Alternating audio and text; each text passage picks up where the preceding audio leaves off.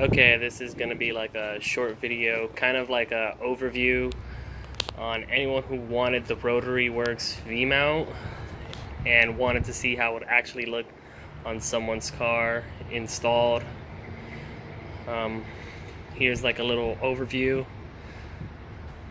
I looked through a lot of pictures on Google and I didn't really see too many. So I'll show you how every single bracket looks, how it would look installed. Maybe this video would actually help someone out. This kit lacks instructions, so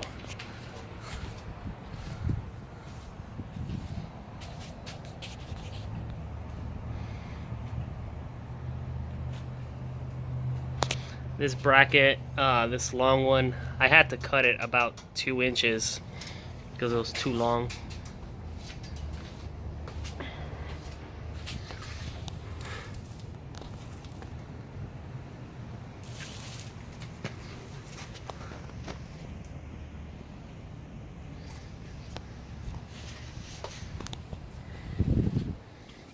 There you go.